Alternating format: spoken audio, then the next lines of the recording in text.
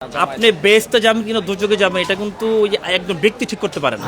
এখন বিএনপি যদি নেয় সেটা হয়ে যায় চাঁদাবাজি, আর যদি অন্য কোনো ইসলামিক দল নেয় সেটা হাদিয়া স্বরূপ। ইসলামিক দল করলে আপনি ইসলামিক প্ল্যাটফর্মে চলে আসেন, টোটাল ইসলামিক দল।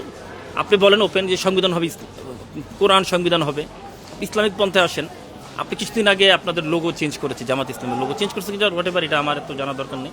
একটা সংগঠন সে করতেই পারে, তবে মানুষের আবেগ ধর্ম নিয়ে এভাবে প্রচারণা করা ঠিক না জামাতে, কারণ ধর্মের ব্যাপারটা হচ্ছে আলাদা। ইসলামিক রাষ্ট্র আপনি কায়েম করতে চান, সেক্ষেত্রে টোটাল ইসলামের অঙ্গনে আপনাকে আসতে হবে। আপনি অর্ধেক ইসলাম অর্ধেক গণতন্ত্র, হ্যাঁ, এভাবে তো রাজনীতি হয় না। ক্ষমতার লোভিক তো এগুলো হয় না। আসসালামু আলাইকুম। এই নির্বাচন আসলে এটা একটা গণতান্ত্রিক মুক্তির জন্য, মানে 17 বছর আন্দোলন করা হয়েছে শুধু জনগণকে ভোটাধিকারের রক্ষা করার জন্য। জনগণ যাতে একটু সুষ্ঠুভাবে ভোট কেন্দ্রে যেয়ে ভোটটা দিতে পারে, মূল আন্দোলন কিন্তু এটাই। কারণ বিগত ফ্যাসিস্ট সরকারের আমলে কিন্তু জনগণ ভোট দিতে পারে নাই, এটা আপনারা সবাই জানেন, অবগত আছেন। কারণ ভোট কেন্দ্রে কিন্তু কেউ যেয়ে ভোট দিতে পারে নাই। এখন আমি কাকে ভোট দেবো সেটা পরের কথা, আগে আমাকে ভোট কেন্দ্রে যেয়ে ভোট দিতে হবে, এটা আমাকে এনশিওর করতে হবে। এটা আমাদের নেতা জনাব তারেক রহমান আমাদেরকে এনশিওর করছে এবং করতেছে। কারণ আমরা চাই যে বিএনপির ভোটাধিকার মাধ্যমেই আমাদের যাতে গণতান্ত্রিক ধারায় ফিরে আসতে পারি। আন্দোলনের আমরা যে 17 বছর যারা সবাই আন্দোলন করছে কেন, ভোটাধিকারের জন্য। এটা আমার কথা হচ্ছে আমরা যাতে নির্বিঘ্নে ভোট দিতে পারি, এটা হচ্ছে আমাদের মূল লক্ষ্য। এখন কথা হচ্ছে আমাদের বাংলাদেশের মোস্ট অফ দ্য পাবলিক আমরা কিন্তু একটু ধর্মে বিরু, মানে ধর্ম কিন্তু আমাদের একটা আবেগ। আমরা যারাই ইসলাম ধর্মে বিশ্বাসী সবাই কিন্তু একটু ধর্ম আমাদের কিন্তু আবেগ, আমরা ধর্মকে কিন্তু কখনোই ফেলে দিতে পারি না। বাট আপনি কিন্তু ধর্মকে নিয়ে ব্যবসা করতে পারেন না, এই অধিকার কিন্তু আপনার নাই।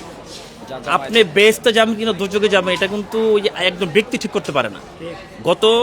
গতকালকে যেই নির্বাচনী প্রচারণা তারেক রহমান কিন্তু সাহেব একটা কথা বলছেন, বেহেশত দোজক দুইটার মালিক কিন্তু আল্লাহ। তো আল্লাহই নির্বাচন করবে কে বেহেশতে যাবে কে দোজকে যাবে, বাট কোনো ব্যক্তি কিন্তু নির্বাচন করতে পারে না। ইসলামের সঠিক কথা এটা, ইসলামের এটাই সঠিক কথা। আপনি কিন্তু চাইলেই কিন্তু আপনি ওই যে একজন বলতে পারেন না যে আপনি আমাকে আনেন, আমাকে ভোট দেন, আপনাকে আমি বেহেশতে টিকিট দেবো, এগুলো কিন্তু ইসলামের সাথে যায় না। এটা টোটাল ইসলাম বিরোধী, এটা ইসলামের সাথে আল্লাহর সাথে শিরক করা। এটা আমি মনে করি যারা কোনো দল, উনি কিন্তু কোনো দলের নাম বলে নাই, আমি বলতেছি একটা ব্যক্তি, একটা দল, একটা সংগঠন যারা এই সমস্ত প্রচারণা করতেছে, টোটালি এটা ইসলাম বিরোধী, এটা গণতন্ত্র বিরোধী, এটা দেশ বিরোধী।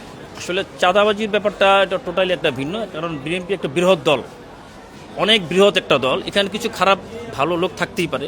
এখন বিএনপি যদি নেয় সেটা হয়ে যায় চাঁদাবাজি, আর যদি অন্য কোনো ইসলামিক দল নেয় সেটা হাদিয়া স্বরূপ নেয়।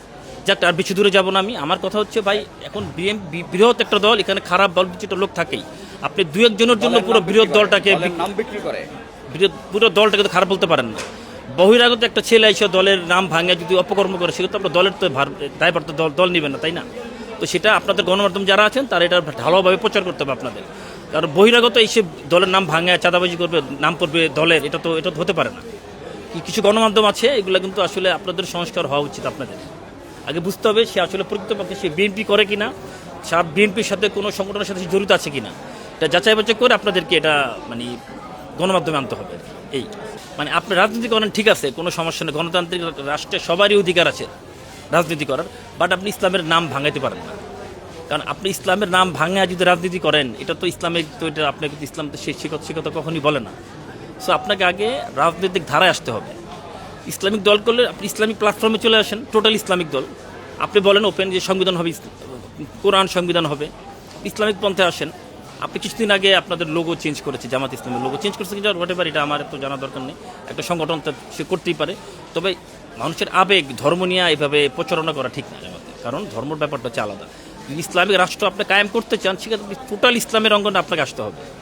আপনি অর্ধেক ইসলাম অর্ধেক গণতন্ত্র, হ্যাঁ, এভাবে তো রাজনীতি হয় না। ক্ষমতার লোভ, ক্ষমতার লোভিক তো এগুলো হয় না।